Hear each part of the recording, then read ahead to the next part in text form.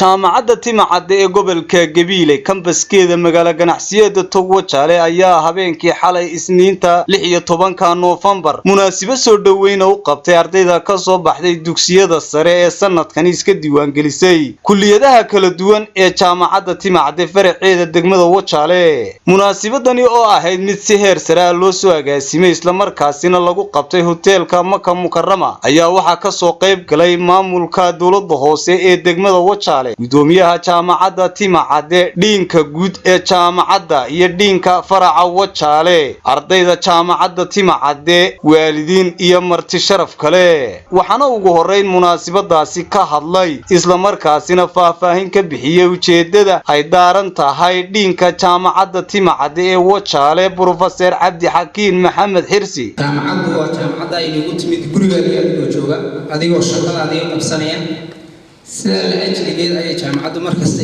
u soo dhaweynaysaa ardayda inay wax ka bartaan. Okay, marka waxaan leeyahay ku soo dhawaada aad baan ugu soo dhaweynaa jaamacadda. Welcome in badan oo wada joogi doona hadii la hayno. sidoo kale waxa halkaasi ka hadlay gudoomiyaha jaamacadda Timacadde ee gobolka Gabiley, Professor Ismaan Yuusuf Magan, iyo sidoo kale dhiinka guud ee jaamacadda Timacadde Maxamuud Ogaadeen, kuwaasi oo soo dhaweeyay ardayda sanadkani ku soo biirtay jaamacadda Timacadde. inaad kuna macnaheedu idinka waalidkiina waa inaad u helaysaa jaamacadda Timacadde way cid ay u taagan tahay waa idinka weyn iyo horumarinta gobolka, horumarinta waxbarashada iyo waana hanti aynu wada leenahay. dhagaxii jaamacadda Timacadde lagu soo kordhiyaa waa wax ka jir idinka caruurtiina waa wax yeelanaya way wax qof private intuu uu sheegan doono ma noqon doonto insha Allah.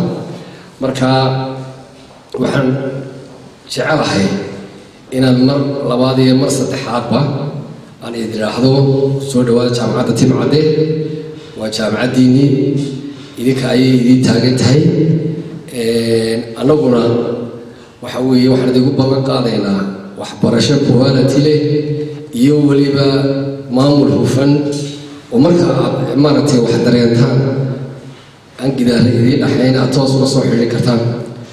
waxa kaloo iyadana maaragtay kulli jecelahay maayarka gudoomiyaha iyo ku-xigeenkooda runtii intii ay joogeen rajooyin fara badan oo xagga taakuleynta jaamacadda ah ayay qabteen.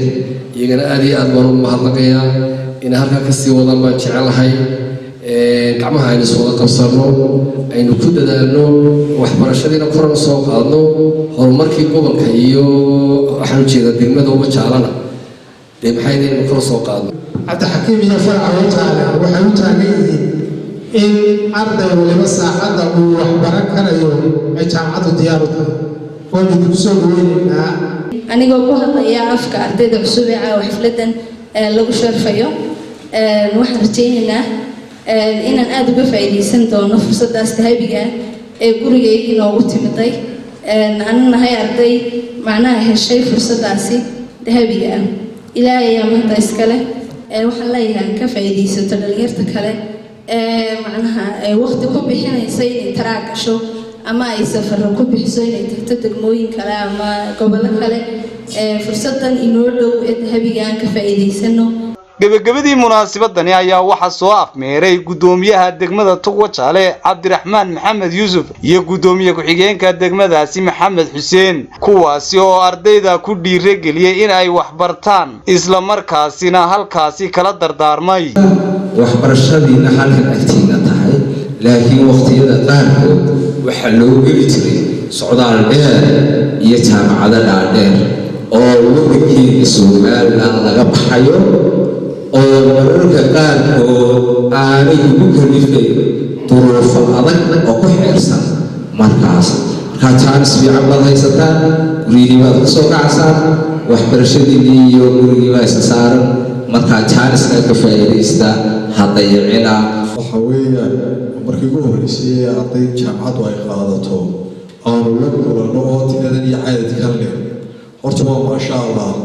annagu ka maamul ahaan waxaanu dhiirigelinaynaa oo aan xooga saaraynaa waxbarashadiina iyo inay yeelato quality fiican oon had iyo habeenba aynugu ag taagnaano Sikriye Nuux Ibrahim codka bariga Afrika gobolka Gabiley